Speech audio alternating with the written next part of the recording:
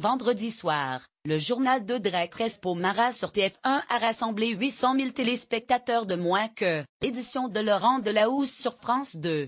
Capture d'écran TF1 The Voice, 50 minutes inside. Demain nous appartient, la JT de 20h. Les grands rendez-vous du groupe connaissent une baisse d'audience notoire depuis que CanalSat ne diffuse plus ses chaînes. C'est une situation atypique, reconnaît la première chaîne. Du jamais vu. En une semaine, The Voice sur TF1 a perdu plus d'1,1 million de fidèles et 4,4 points de part d'audience, passant de 6,2 millions de téléspectateurs rassemblés la semaine passée, 30,4% du public, à 5,3 millions, 26% de part d'audience, ce samedi 3 mars. Cette brutale chute d'audience est la conséquence de la coupure du signal des chaînes TF1, TF1, TMC, TFX, TF1 Série, Chie, MITF1, sur CanalSat, décidé par le groupe Canal+ jeudi soir après un échec des négociations. Lire aussi, Canal+ fait tomber un écran noir sur les chaînes de TF1. L'émission présentée par Nico Aliagas n'est pas la première victime de cette décision. Du côté de l'Access Prime Time, les programmes souffrent aussi.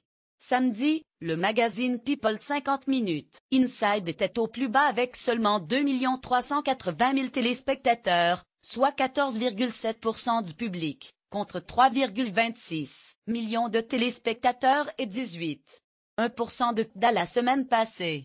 TF1 a même été battu par France 2 et France 3. La veille, à cette même case horaire, la série « Demain nous appartient » s'est aussi effondrée, 2,7 millions de téléspectateurs, 14,5% du public, contre 3 millions vendredi dernier, 15,6% de PDA. Les grands carrefours de l'information font aussi les frais de cette coupure de signal. Si les journaux de la mi-journée conservent leur leadership, ceux du soir plongent. Vendredi, le JT de 20h de Laurent Delahousse a devancé l'édition d'Audrey Crespo-Mara de plus de 800 000 téléspectateurs, 5,7 millions de téléspectateurs sur contre 4,9 millions de personnes. Samedi soir, l'écart était moins important mais la 2 restait tout de même leader avec 4 904 000 de personnes, 24,6% de part d'audience, contre 4 864 000 téléspectateurs, 24,5% du public. Sur la première chaîne. À titre de comparaison, ils étaient plus de 6 millions la semaine dernière sur TF1, 36,7% du public, et 4,6 millions sur France 2, 21,9% de PDA. Des conséquences désastreuses sur les recettes publicitaires contactées, TF1 reconnaît une baisse mécanique d'audience liée à la coupure de CanalSat mais tient à souligner qu'elle est bien moins importante que le nombre de téléspectateurs potentiellement privés de nos chaînes par leurs distributeurs. C'est une situation atypique mais les audiences sont spectaculaires dans ce contexte sur de grands rendez-vous comme le JT de 13h, reportage et les 12 coups de midi. Ce qui prouve l'attachement des téléspectateurs à nos programmes. Le public s'organise pour regarder TF1 en nous, précise-t-on. La direction ajoute que les lectures du replay ont considérablement augmenté depuis jeudi. On constate une consommation qui progresse de 63% sur les applications et qui double sur le web. Une progression aussi du replay de l'ordre de 20% sur les principaux programmes consommés le week-end et de 76% des vidéos sur la page Voice. Les inscriptions sur MITF1, le site du replay, ont quant à elles plus que doublé.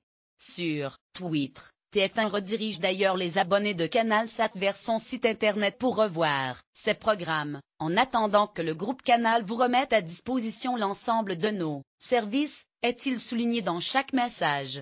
Lire aussi, comment continuer à recevoir TF1 et MITF1 mais si Canal+ ne cédait pas et continuait à ne plus diffuser les chaînes du groupe TF1 sur CanalSat qui compte 5,25 millions d'abonnés, les conséquences du côté des recettes publicitaires pourraient être importantes. Philippe Nouchi, directeur de l'expertise média à l'agence Vivaci Advance, confirme que le marché publicitaire va suivre ce dossier de près. Il est hors de question que les annonceurs soient victimes de ce conflit, ajoute-t-il, avançant que des compensations pourraient être demandées à TF1 si cette baisse d'audience persistait. Les annonceurs seront particulièrement attentifs vendredi prochain, jour où le concert des Enfoirés est diffusé en prime time. Il s'agit du programme télévisé le plus regardé de l'année, hors compétition sportive. Pour l'édition 2017, selon nos informations, les annonceurs avaient déboursé 145 000 € brut avant négociation pour 30 secondes de spots publicitaires. Des prix bientôt revus à la baisse. Lire aussi, le concert des Enfoirés, l'audience de l'année pour TF1.